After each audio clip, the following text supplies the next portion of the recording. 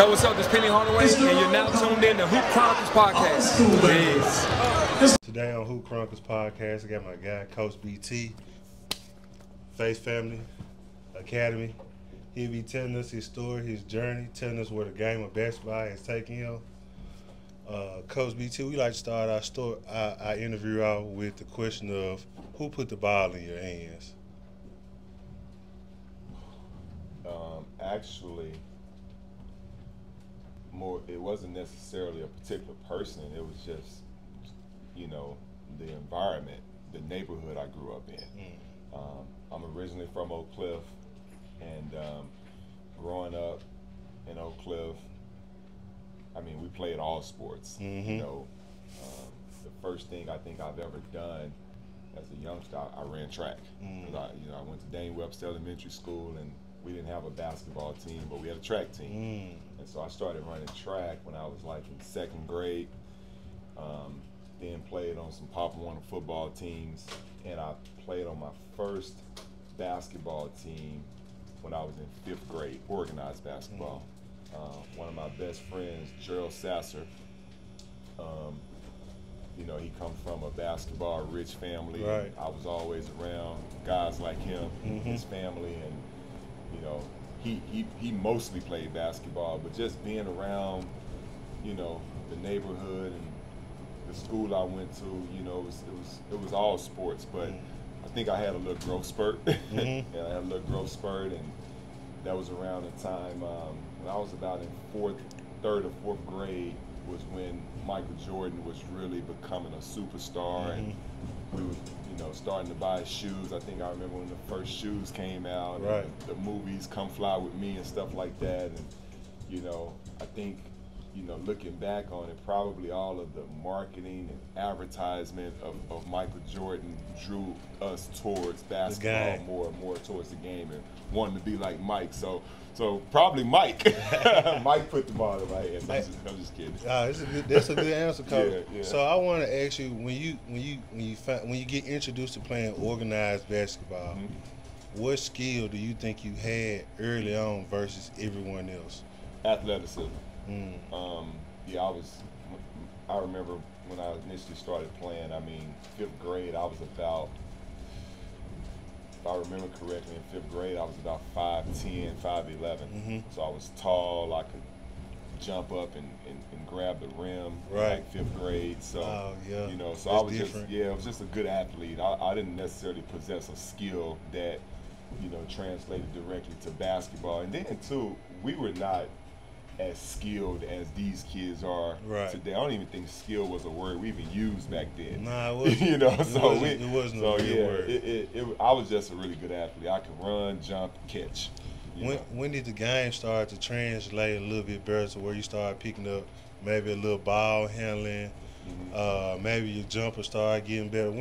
When did those things start to fall in place for you? It started to fall in place probably around 8th grade for me.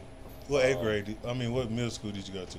T.W. Brown. Okay. Yeah, and it started to fall in place around 8th grade. Again, we didn't do skills and drills and things like that. We didn't play as much organized basketball back then. But we did play a lot of 21, 25, and that was elite scorer. That's how you become a good scorer. You become a scorer. You have to rebound. You have to do all things for yourself, Right. And I probably grew up playing more 25 and more 1-on-1, 2-on-2, 3-on-3 than I did. Playing at the park. You're getting better playing with the grown-ups. Exactly. Definitely playing with the grown-ups, right, for sure. And so I just, as I grew and became a better athlete, and playing a lot of 1-on-1 against Gerald. Gerald was the same height as me, but he had unbelievable skills in terms of ball handling and things like that. And we would play for real. So it'd be for real. So if you couldn't dribble, I couldn't dribble early on. He'd just take my ball. He'd check ball, take my ball, check ball, take my ball. I couldn't get a shot off. So you keep playing and you start learning little things on how to play, just playing 1-on-1 actually. Coach, you say you go to T.W. Brown 8th grade. What high school do you transition to? Kimball High School. Okay. Now, I didn't go initially into Kimball because we moved, but I ended up back at Kimball by the time I was a varsity player. Okay. And so that's the feeder pattern. T.W. Brown, Dane Webster, T.W. Brown, Kimball. You can walk from Dane Webster to T.W. Brown in about 10 minutes, and from T.W. Brown to Kimball is a 2-minute walk. Yeah. Coach, when you out there playing with the grown-ups on the court, what are you learning? Well, you're learning how to be savvy, because as athletic as I was or thought I wasn't a good athlete amongst older people, older guys. So you're just learning the nuances of the game. You're learning that you have to do the small things right to have any success. Right. You're not just going to get a rebound because you're tall. Everybody's tall, so you got to block out.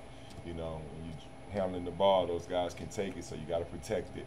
Things like that, you know. How did it transition to you becoming like a good high school player? Because it's far, like, you don't see, you can drive past the park now and won't see a kid out there playing. Everybody's skilling.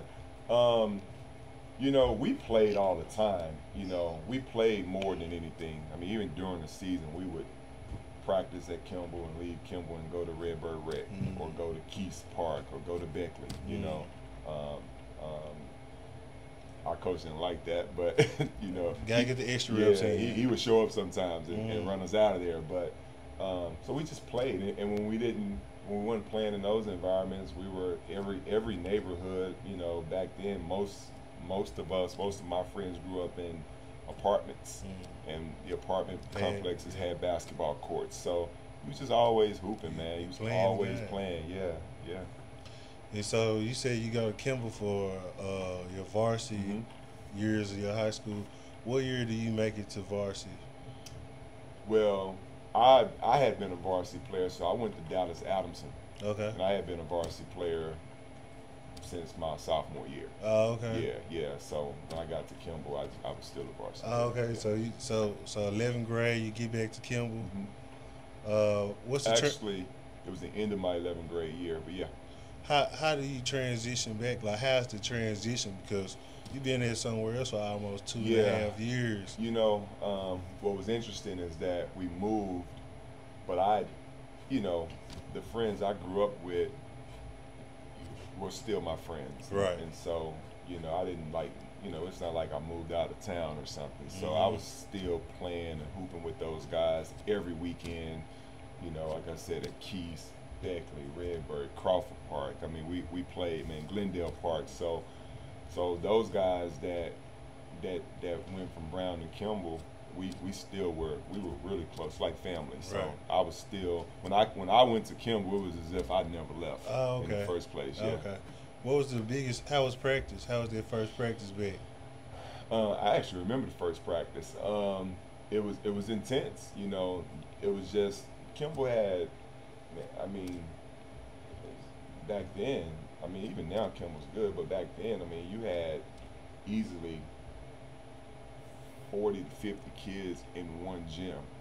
You know, I always think about our high school coach, Coach Gorey Johnson, legendary Gorey Johnson, and how he ran practice with all those kids in one gym. You know, I mean, you literally had your freshman JV and varsity. You know, some of those teams were 3 teams deep. So you had at least like 15 players on each team. So a minimum 14 players. Right. And man, it ran like clockwork. I mean, we were working really hard in there and getting quality reps, but it was just talent all over the place. And so it was no opportunity for you to have success just because you're better than someone. You know, any given day, somebody can get the best of you. So you had to come in there bringing it every single day. You absolutely had to. For sure. Did you play with Star? Alexander Star? No, Alexander Star is much younger than me. I know him well. I mean, us Kimball alums, we know one another for sure. But he probably came out around it was in the 2000s. I think he was on that team with AC Law and those guys. So yeah, they're probably about 5-6 years behind us. Okay. Yeah. All right, when you return, are you winning state? Are you guys making a run to state? At Kimball? Yeah, so when I was at Kimball, that was the back-to-back years of 96, 97, which was the first time any school in the state of Texas had gone back-to-back at the highest division, which was 5A at the time. So, right.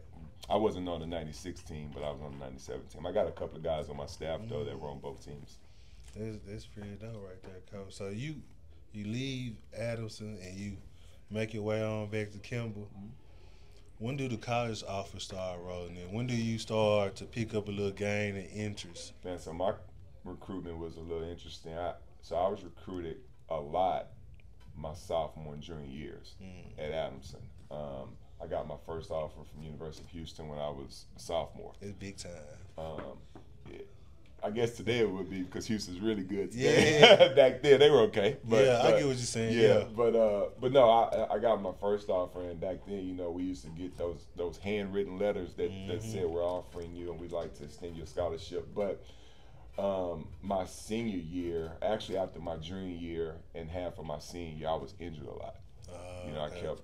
I had some knee issues, and so a lot of those offers that I had initially just kind of came off the table. So that was kind of my journey, and I ended up going to Grambling State University, who was still around and interested, and was more or less looking like, hey, we're gonna get a gift here because this guy's falling to us, but actually ended up being like literally the best decision of my life. I had an amazing time at Graham. Not the best career because I was injured the whole time I was there mostly, but I have some lifelong friends that like brothers to me that I met while I was there. I want to ask you, Coach. You say you go from getting offers U of H to now you just have to accept what's on the table. I almost went to JUCO, because you're getting hurt. Yeah.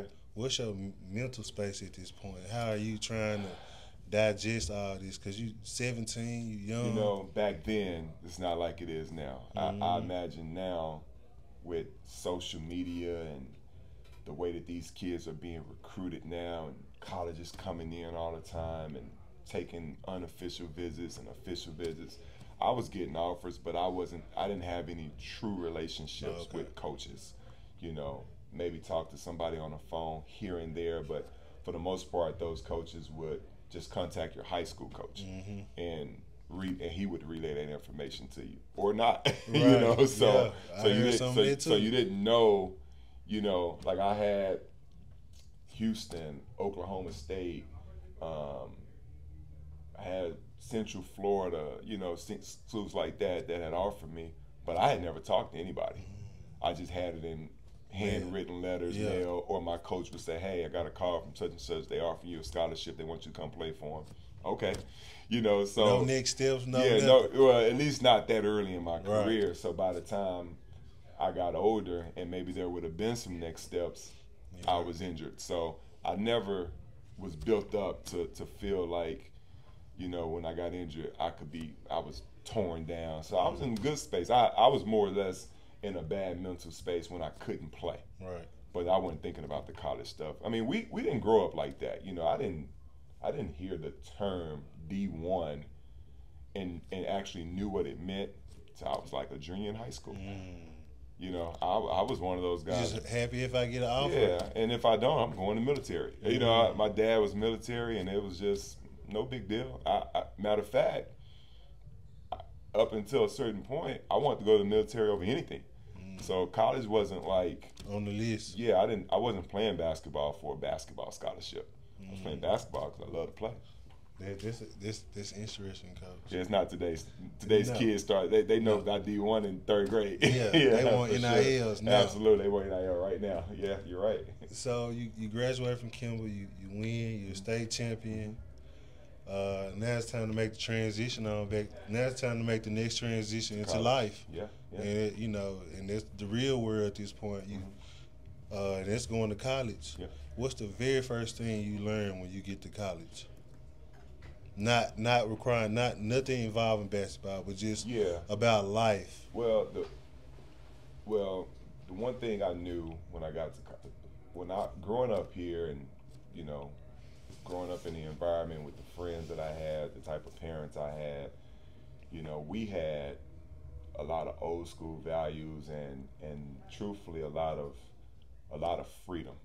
Like I had a lot of freedom in comparison to how these kids are. Right. You know, when I left the house in my parents' car, Just left the house. I just left the house. They see me in a few hours or later that night, and that's just what it is. It's already game plan. Like, we already know, hey, he said he's going to be here by 8.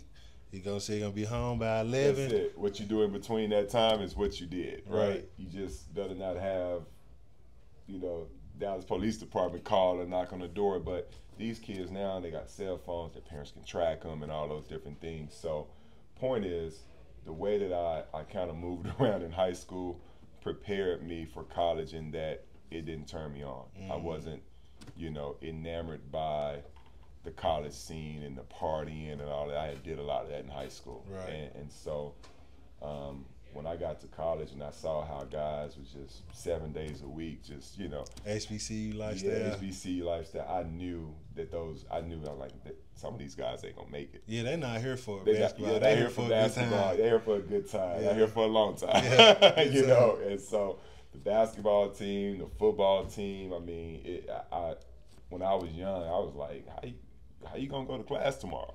You coming in at 2, 3, 4 o'clock in the morning. You got 8 o'clock class, or we got 8 o'clock workout. So that's what I guess learned right away, that I just had a certain level of, I guess, maturity, or at least, my outlook on this whole thing was I could see down the road, and I wouldn't say I was the most laser focused athlete or student, but I had survival skills. Right. And you need that in college. Yeah, and I knew what was waiting on me if I go back home. So by this point, I don't want to go to the military. Right. So if this doesn't work, I'm going to the military. Right. Pop's not playing. Yeah. So I knew that when I got there that I was going to finish for sure. How was the first college practice? I don't remember the first practice, but I do remember my first year. And truthfully, it wasn't that difficult. I mean, I actually would butt heads quite a bit with my coach because I wanted more. Again, coming from the environment that I came from, where we hooped all day, winning, all night, and winning, coaching, being held accountable. In college, you got a lot of freedom. It is. And so it's not the level of accountability that I was used to. Now, I didn't personally need it, but I thought our team needed it. And so a lot of my friends today, and some of them are in coaching that I played college ball with, a lot of those guys say that they could tell I was going to be a coach back then. They was like, man, he was coaching us, because it'd be like, 11, 12 o'clock, guys going out to the club, like, no, we're going to the gym, Do you think having that Army structure, like your father being in the Army, the structure, like, gave you the curve? Absolutely, man. I was raised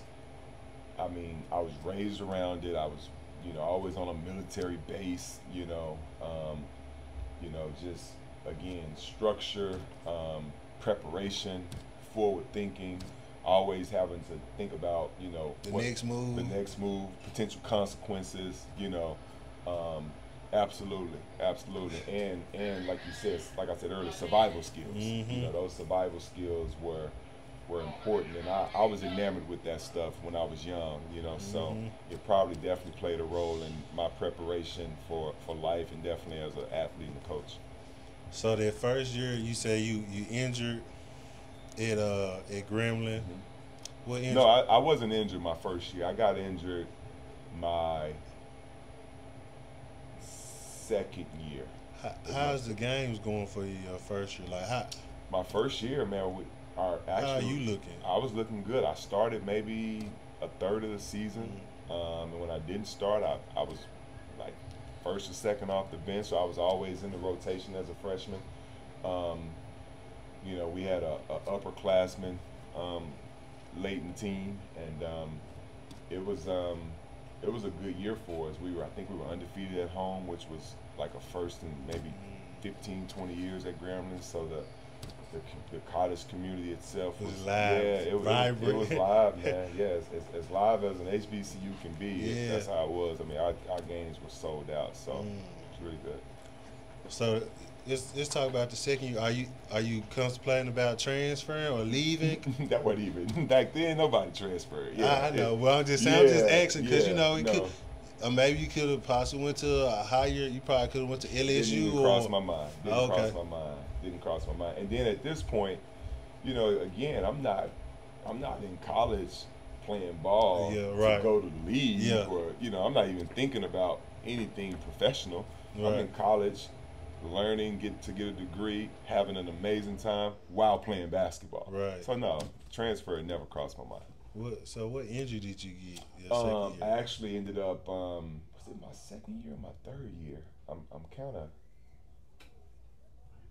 It was my third year. Okay. My third year, not my second year. How the second year go? Are you improved? Second year, I improved, but our team was horrible. We were horrible. Like I said, that first year we had maybe 6, 7 seniors. They want to win. And they wanted to win. They just, you know, I mean, in basketball or anything in sport, I mean, I always tell my guys now, you know, older teams win. Yeah, they do. Experience wins. How about that? Yeah. You know, and so we were just so young that next year. I think we were starting like 3 sophomores, 2 freshmen. You know, so I think we were in the bottom half of the conference for sure. Yeah. Have you ever won the SWAC? No. Grambling just won the SWAC this past season and went to the NCAA tournament and won a game. And that's the first time that's happened in a long time. Not school history, but a long time, like 20 plus years for sure. So what was one of your best games you think you had your freshman and sophomore year? Like, what teams? In college? Yeah. I can't remember. Man, you talking over 20 years ago. I don't remember, man. I mean, I was never a big time scorer, so I was never. You a dirty work facilitator? Yeah, I was a big guard. And by the time I got to college, these kids use that term a lot, but I'm actually 6'6". I got some 5'10" guys walking around talking about they big guards, but I was a big rebounding defensive guard that could probably shoot about 35% from 3. It's not terrible. Yeah, it's pretty good. Yeah, you know, I was above average. Yeah, that's what I'm saying. Don't leave me open. But I wasn't creating my own shot. I wasn't having plays ran for me. I was a really, really good role player. So my high my freshman year was like 17. Oh, okay. Yeah, that's still good. Yeah, you know, my high my sophomore year probably was about the same. You know, so but I would routinely have 9 points, 7 boards, 3 steals, 2 blocks. You know, that's good. Yeah, just them good numbers right there. I played the whole game. You know, the all facets of the game. So. And you won a fantasy game too. Yeah. That's where I be more concerned. I be telling people it's not about starting the game. Yeah. It's about who finished the game. For sure. So you said your junior year you get hurt.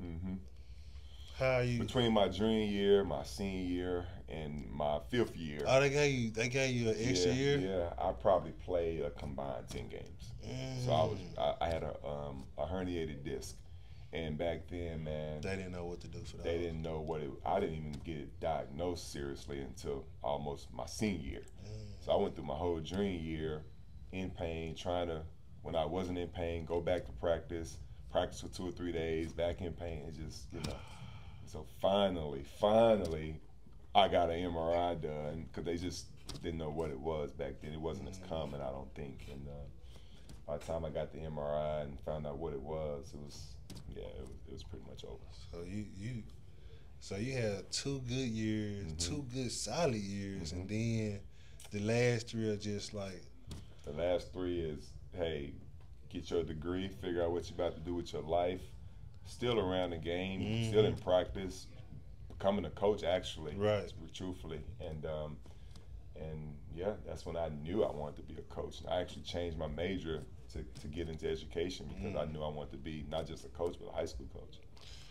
So what do you do once you graduate? What's next? Because you're down in Louisiana. Graduate, got engaged to my long-term girlfriend.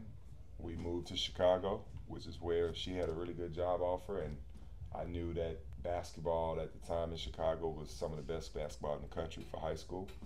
And I said, hey, let's go. And I figured it out, and I think within a year of being up there, I was coaching. It took me about a year. Yeah. The high school? Mm-hmm. I wasn't the head coach, but it took me. I became an assistant coach, and in year 5, I was a head coach. That's a pretty good timeline. Mm-hmm. Head coach in Chicago still? Mm-hmm. Okay. When do you make the transition back to Texas? 2014. 2014. So I had been there now for about 11 years, and I had been a coach up there for 9. What high school, if you don't mind me asking? I worked at 3 different high schools. I worked at Hales Franciscan High School, North Lawndale High School, and Seton Academy. Okay. Y'all winning up there? Are you winning? So at Hales Franciscan High School, where I was an assistant, in the 3 years we were there, we were ranked top 25 in the country every year. That was a really good program. We won 1 state championship while I was there as an assistant. At North Lawndale, we were ranked top 25 in the country and won a state championship while I was there. 1 year I was there, we won a state championship. At Seton Academy, I was there 4 years. 1, 2, 3, 4 years. Won 1 state championship, played in 3. So at every stop that I was at, I was fortunate enough to be on some really really good teams. Man. I see. It makes sense now. He said it makes sense now. Yeah, I'm gonna keep going with the interview, and I'll talk about that later. But it makes sense now, yeah, Coach. I'm just lucky, man. You know, luck, you got to be lucky in this game. You man. gotta have some luck too. Yeah, for sure. So you come back from Chicago. You're a winner up there in Chicago. You come back to Texas. Where do you go in Texas? Cedar Hill. Cedar Hill. Cedar Hill High School. Come back here, got the Cedar Hill High School head coaching job. Was there 3 years. Didn't win a state championship. Did you come close? We lost 2 out of the 3 years I was there to the team that won the state championship in the playoffs. And both times we were ranked number 2 in the state. And so we did an amazing job of just turning things around there. We inherited a program that was a little over 500 the year before I got there. And then the first year we were there, we went into the playoffs ranked number 2 in the state and lost to the number 1 team in the state in a really close game, really controversial ending, by the way. We're still a little salty about that one. The next year we got upset, I would say. We lost to Plano East. They were good, but I say we got upset. We had been a season. We were the favorite, but we lost. They had a good game plan, and we wasn't very healthy at the end of the year, and that means a lot, obviously. Right. Then the next year we ranked number 1, and we got upset by Allen. And they won state. Who are you having on your team to be number 1 at this point? That year we were headlined by big Zach Simmons. Zach Simmons played at North Texas. Okay. 6'9" kid. We had him. We had Rashard Cruikshank, who had a good college career. B.J. Simmons had a good college career. All 3 of those guys playing overseas right now. We had about 5 or 6 D1 guys on that team. You having some success early on, Coach. Yeah. I mean, Cedar Hill at the time, I mean, we inherited a really tradition-rich situation, and they had athletes. They just needed molding to figure out how to play together and a style of play that fit the athletes that they had. And sometimes you just need a new voice, new energy, and you strike lightning in the bottle at the right time, and it takes off.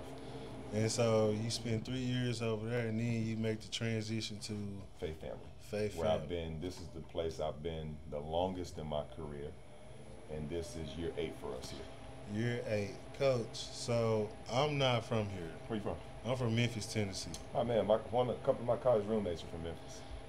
Coach, I'm from Memphis, Tennessee, and so I always talk about Jimmy Snap Hunter. You know Jimmy Snap? Yeah, Jimmy Snap Hunter. He was a legend back in the day. He is a legend. He still is a legend. He's still a legend. Oh, okay. Yeah, okay. He's a legend. He's one of the legends for sure. Okay. Memphis hoop is deep too, but Jimmy Snap Hunter is definitely a legend. Yeah, I'm surprised you even brought that name up. Because that was around he played at Memphis when I was in college for like 8 games. Yeah. We actually went to Memphis last year and played We played Bartlett. Yeah, I played at the Platform Hoop Classic. No, it wasn't that. It wasn't the Platform? It was my guy, Bo Bates. He has Okay. events out there, and I forgot the name of it, what he called it, but yeah, it was at Bartlett High School. We played a school out of Orlando one night. We lost in overtime, and then we lost to Bartlett on a. It often say how we lose to Bartlett. Bartlett was good. very good. Yeah, they last good year. last year. Last year they were very good, and it was early in the year. It was at their place. Yeah. You know, it was tied up with maybe 3 minutes to go. I think we ended up losing by 5. Yeah. It's a close game. One of those. I mean, the game was in the 40s, so it wasn't a high scoring game. Yeah, it wasn't a high scoring game then. But so, Coach, I coach, well, I get into school teaching like 2021, and I'm at Lincoln High School, Coach. Here? Yeah, in Dallas, Texas. Okay, that's where my wife graduated from. Oh, okay. So I ended up coaching at Lincoln. I'm the cameraman my first year, and all I keep hearing is, "Oh, we play Faith Family. We play Faith Family." I'm like, it's another team. Like I'm not knowing like what you guys have or who you have, because I'm just a competitor anyway. Like you could have had Michael Jordan over here, I would still would have been like, let's go play. Yeah, like let's do it. Right. But you have the reputation of like having the best guys in the city, and coming from a 4A, they feel like you guys had the upper hand, the big advantage, because they feel like 4A is small ball compared to what you guys have over here at Faith Family. What do you have to say about that, Coach? When I got to Faith Family, it was their second year of being in 4A. Faith Family had been a 3A school for years, and prior to that, 2A. And truthfully, I had never heard of Faith Family. So, you know, Faith Family had been sitting here since the late 90s.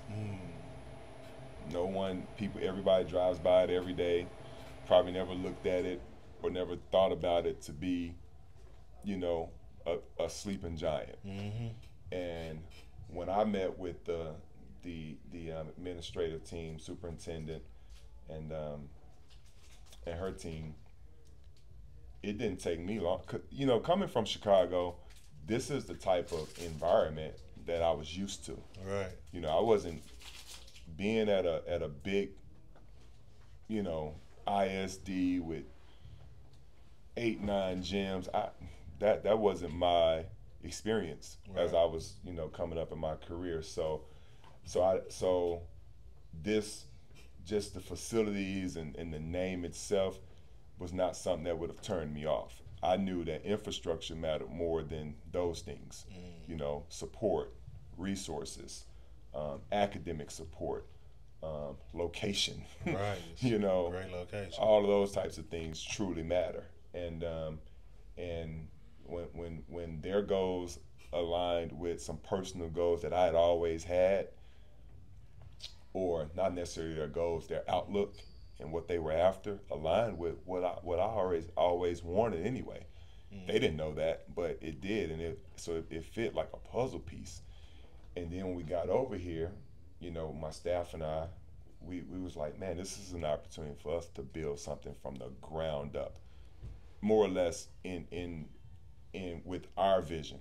You know, not necessarily build the school from the ground up, because the school had been here, but they're giving us the keys to the car and saying drive, and we're just gonna support. You know, and support they have. So we come to a place that maybe didn't have the name, cachet, or tradition, but, and I say this humbly, but we did. We had it. So it's not like Faith Family hired a staff, or you know, I'm from the community. 2 of my assistant coaches, we're from, like, we grew up 5 minutes from here. So we know this community. This is not something that would turn us off. Right. We're from here. Right. We still have family members here. So we said, well, let's go over here and let's just build it. Let's just grow it from the ground up in with our DNA. Not like going to Cedar Hill where, you know, I walk in the gym every day, and Coach Milson's name is on the gym, rightfully so. Right. But they had already had success and tradition and a way of doing things.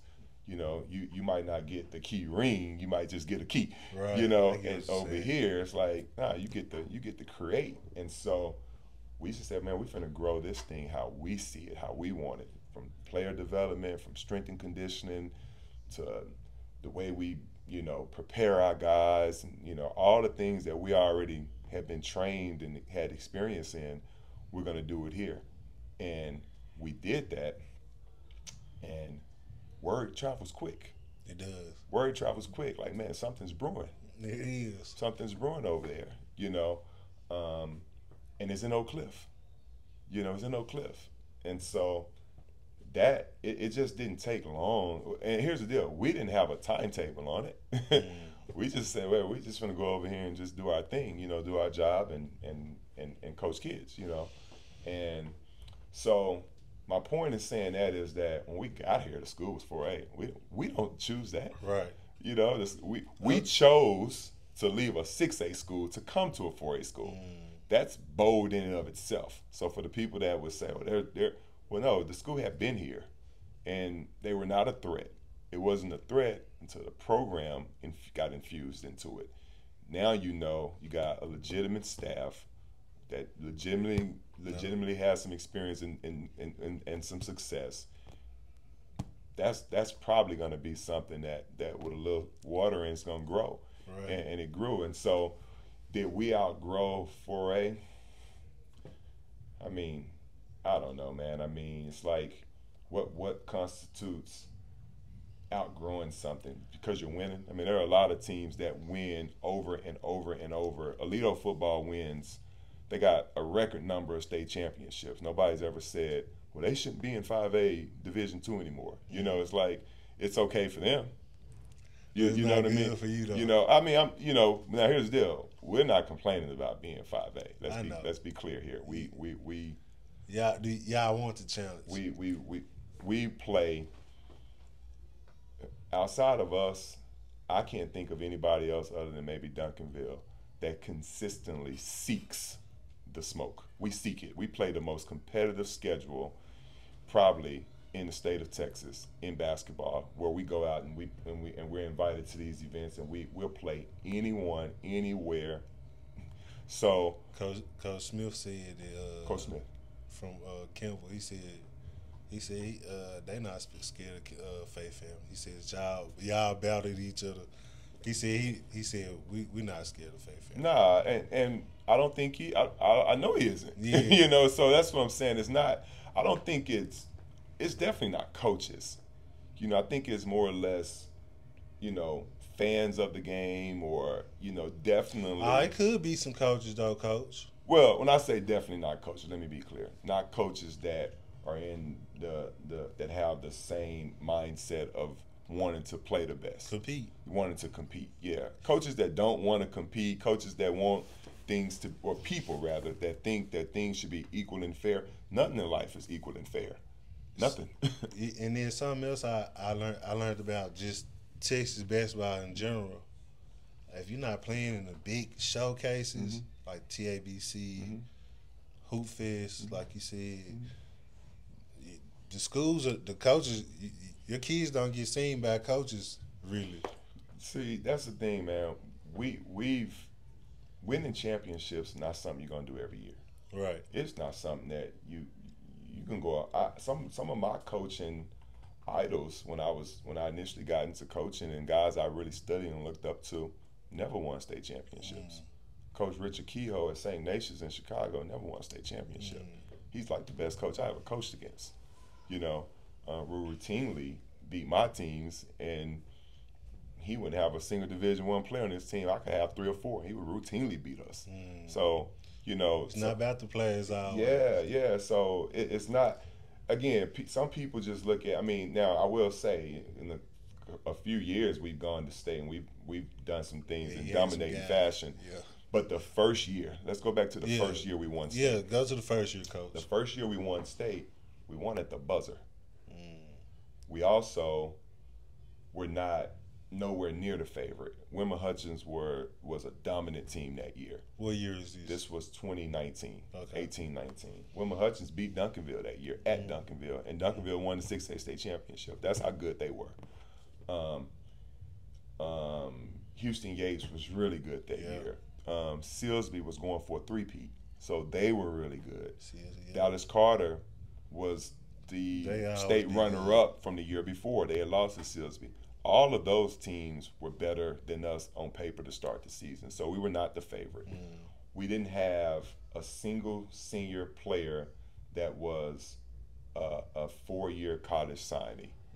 All of our seniors went either JUCO or didn't play at the next level. And we also had two freshmen starting. Like, who wins state with two freshmen starting? So I always go back to that year because we were not dominant. We won at the buzzer.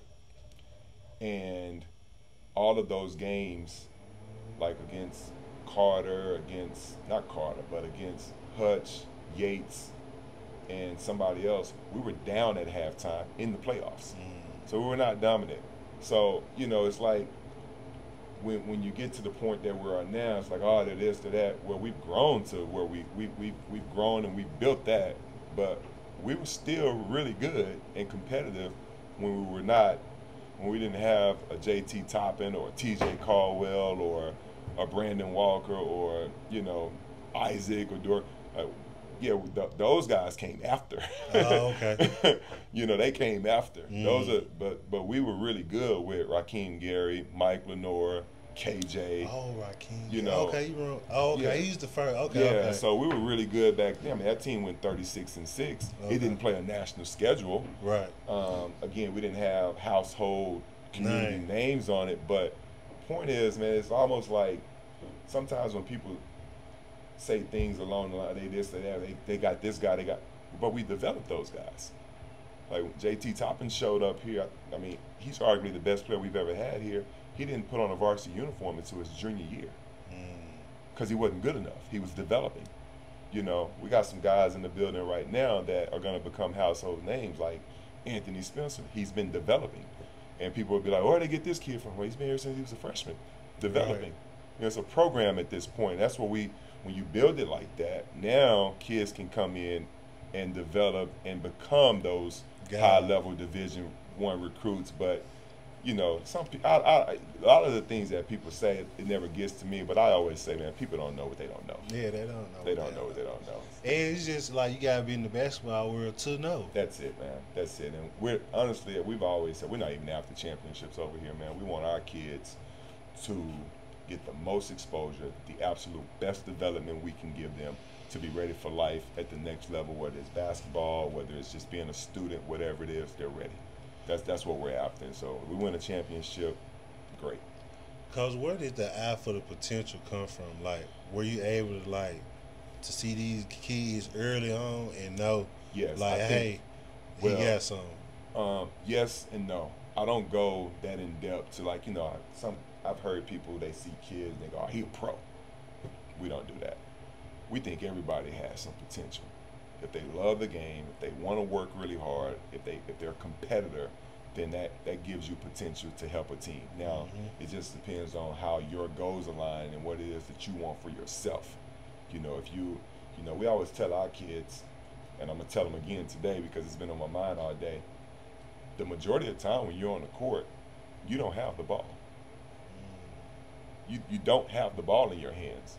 So when we talk about potential, we always think about what if a kid can shoot, if he can dribble, you know, well, if he can defend, if he can run really hard, if he can play really hard, defend, rebound, remember a scouting report, remember assignments, remember your plays, then you have the potential to help a team. Right. And when you throw in player development, you throw in weight room, you build yourself up to become a good athlete, you have the potential to help a team. You know, as we're talking, a guy just walked in here, Lamont Hartfield, you know, freshman year, played freshman, JV, sophomore year, JV, junior year, he's a starter on varsity, you know, and he comes in maybe 6'1" or so, kind of chubby, You know, not really looking like a basketball player. Now he's 6'5" and slim and athletic because he's worked extremely hard. So the potential is not always physical potential. It's mental potential. It's if you're focused, if you're hard work, if you're dedicated, can you be coached? And then also, are you patient? You know, are you patient to let those things take its course? Because it's a waiting game over here, I realize. Not so much, but it's like you got to wait your turn. You do have to wait your turn. And again, that's, I think, which means that's not for everyone. That's not for everyone. You know, our players know that, number one, it's going to be competitive every day. They have to earn it. We don't give it to them. They earn it. They then have to keep it. Right. Because just because you earn it don't mean it's yours for life, right? Somebody can take it. Mm-hmm. And then the younger guys, they're usually just not physically ready. We spend so much time, you know, working on the physical development of these kids where typically there's not a kid that's walking in the door that's 14 or 15 that can hang with a 17, 18-year-old guy that's lived in a weight room for the last 2 or 3 years. It's impossible. Right. You guys, one of our kids from Lincoln ended up coming over here, and like you said, the transformation, like totally new player, starts to get offers, something that he never probably would have got at Lincoln, just because we're not doing what you guys do over here as far as like the development, the regimen plan that you guys have is not as strong as it is over here at Faith Family. So I can attest to seeing like a player go from being okay, a potential good player, to getting offers to where a coach might want to offer him or give him offers and stuff like that. I mean, you know, and who's to say, right? I mean, you know, I got a lot of respect for actually the head coach at Lincoln. I went to high school with, well, he was the former head coach, Coach Cedric Patterson, you know, good childhood friend of mine. And he's won a state championship when he was at Lincoln. And shoot, when we came in the district, they wiped the floor with us, about 30 points that first year in both games. You know, sometimes so it's not like, you know, the leadership is incapable. Nah, yeah. Sometimes it's just, I mean, nothing. First of all, nothing lasts forever. Nothing lasts forever. Right. You know. So that's the challenge of, you know, with us being here, just constantly thinking about things to evolve. We're not necessarily like trying to basketball is always, it's important. It's important. Like, not to say it's number one, but it holds a high place over here. Like, I know I'm coming over here and get my education, but basketball is second. Like when you said when you speaking about him. I talked to him 2-3 weeks ago. I asked him, what do you guys do over there at Faith Family every day? You know what he told me? He said, I'm going to go to class for about 4 hours, and then I'm going to go to gym I'm going to be in the gym from whatever time until it's time for me to go home. And it clicked. That's all he do is play basketball. So that's why it looks different when you're doing it daily, like in his plan, in his schedule, in his. You have a what's the word I'm trying to say? Agenda every day on what it is to get 1% better. So regimen and that's in place, and then the accountability is there to enforce consistency. That's what a lot of kids don't want nowadays. They don't. The parents either. Yeah, they don't. Well, I wouldn't say the kids. I think the kids. You know, the kids haven't changed much, man, in terms of, I think, you know, as a society, we've lightened up on kids in terms of what we hold them accountable to. You know, I mean, and you don't have to do it with, you know, back in the day, you know, they had, you know, it was corporal punishment. You don't have to do it like that. Nor do you have to demean kids verbally and all that, you know. I've learned that, you know, if you give respect, first of all, you got to model the behavior. You have to be consistent. You have to be there every day. You have to be on time. You have to be prepared. They know when you're not prepared. They know when you're, or maybe, you know, they know when you're kind of winging it because they're used to a certain level of consistency. Right. You know, I've had kids, you know, they go play AAU, and no disrespect to any AAU coaches, because AAU is a whole different world. You don't practice as much and all of that. But the kids typically are talking, and when I ask them how's it going, be like, man, it's just, you know, it's just not the same. And I just leave it at that, you know. And I said, well, it's not going to be the same. And it don't mean one's better than the other. You know, it just means that you've gotten used to a regimen, you've gotten used to a certain level of consistency, and that creates an expectation. And so it's culture. It's what it is. And we always say, man, the best culture is the culture where the culture itself holds you accountable. It's not one person. You know, you just know, like, you know, our colors here are navy and gold and white. You know, we have some alternative stuff where we use black.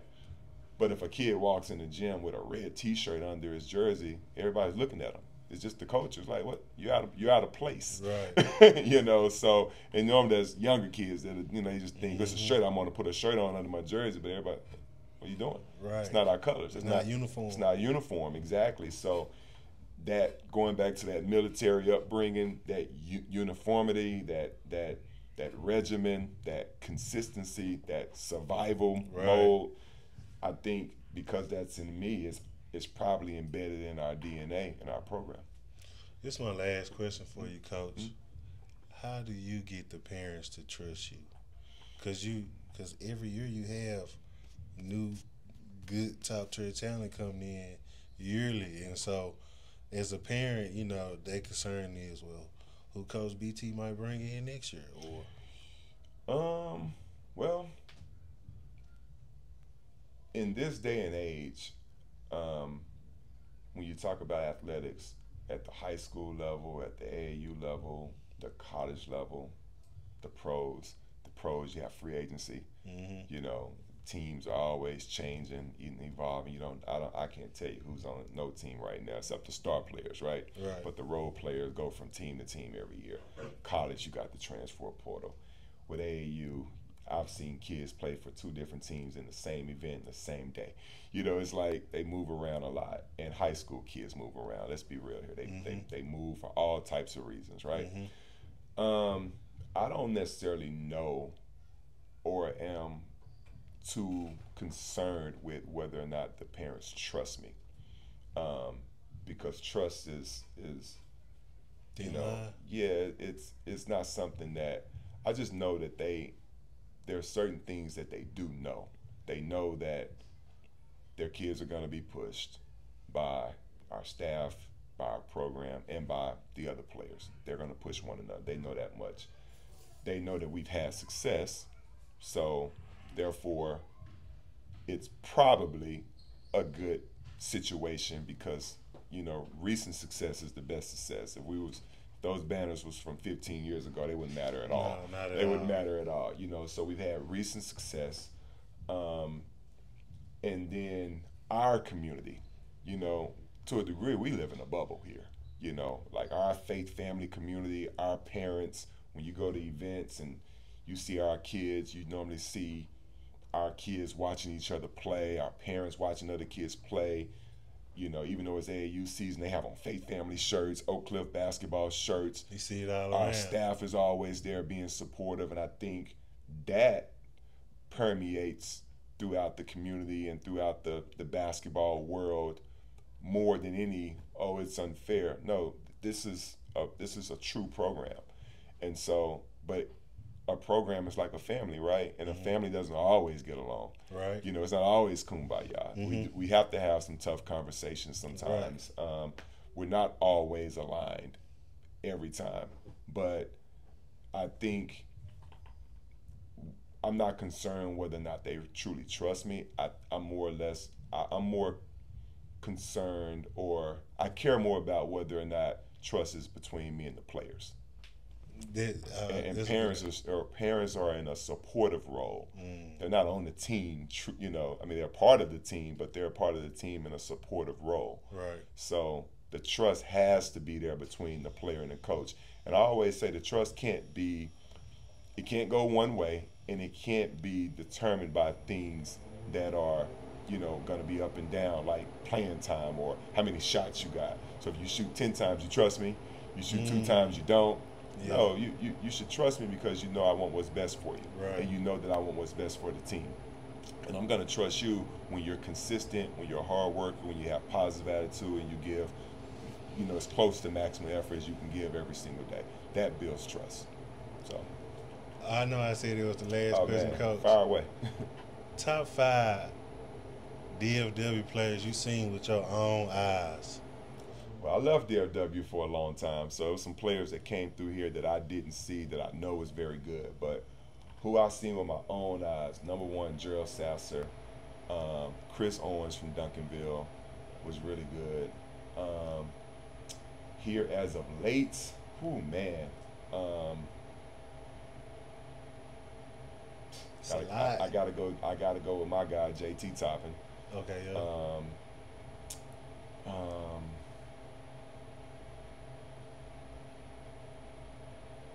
I'm trying to stay back in the day because I might upset some people with my current choices, but back in the day, Gerald Sasser, Chris Owens, Daryl Arthur. So that's 3. Yeah. That's 3. I went JT, Okay. current. That's 4. A 5th guy, Ron Holland. Ron Holland, dog. I like him too. Dog. He's a good player Yeah. too.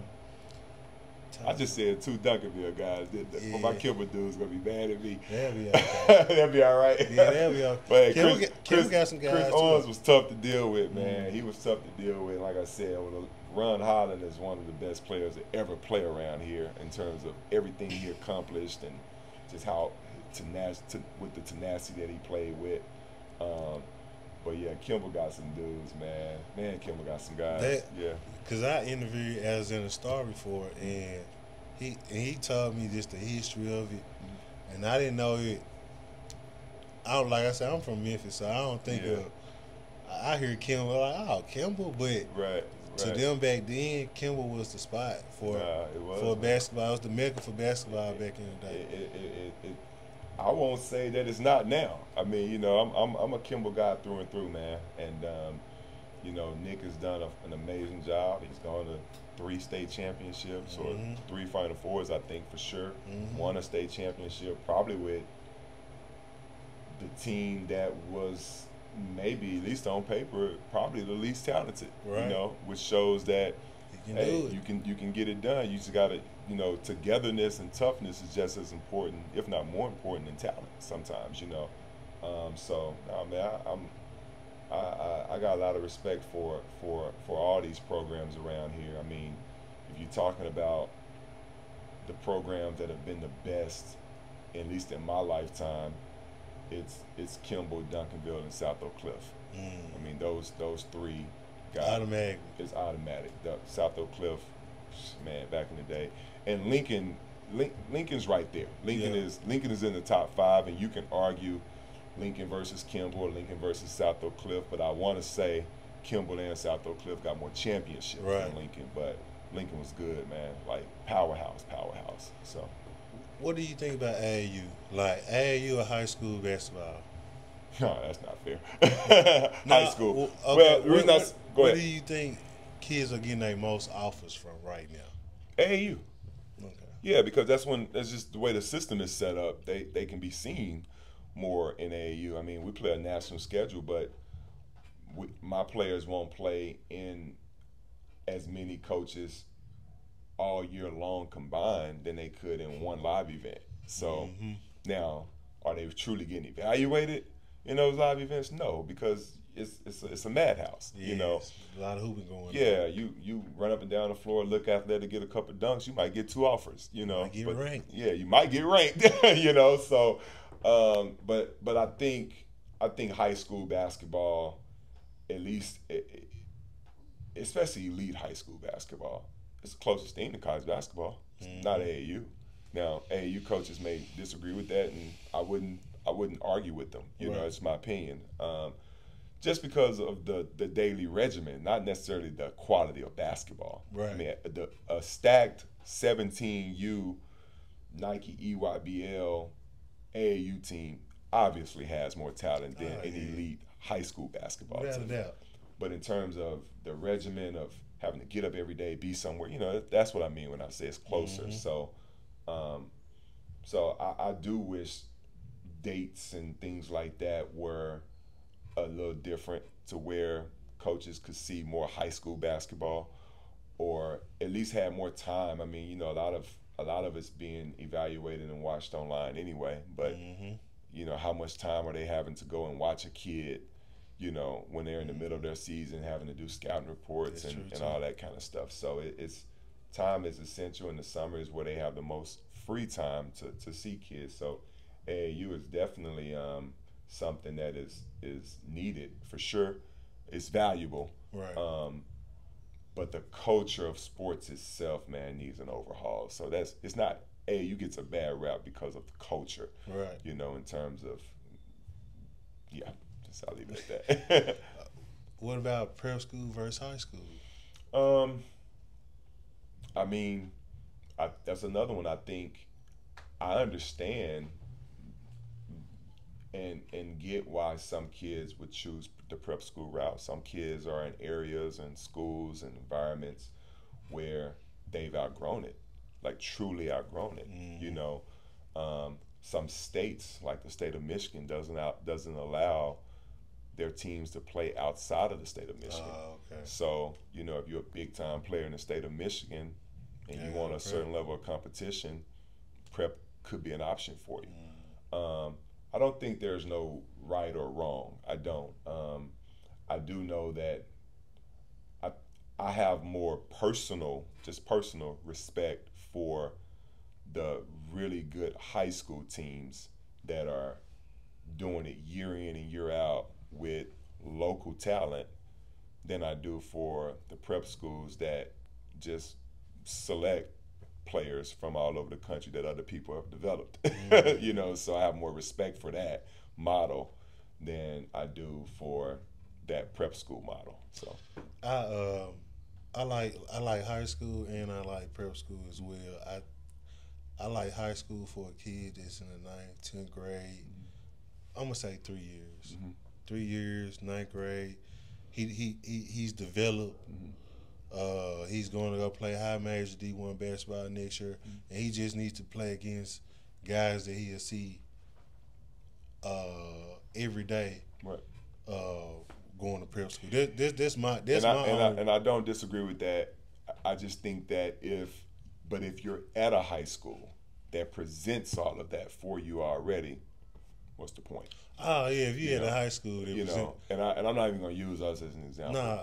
Like Ron Holland. Okay. Like, why would he leave to go to a prep school when you got 3-4 high major Division I players right there in house every day, and you're playing a national schedule and beating a lot of these prep schools? There's no reason. So the puzzle piece doesn't fit for every scenario, but I do understand. I mean, like you said, I think Cooper Flagg was from Maine. I mean, I don't know how many good basketball teams and players are in Maine, so that makes sense. I can follow that logic, you know. Yeah.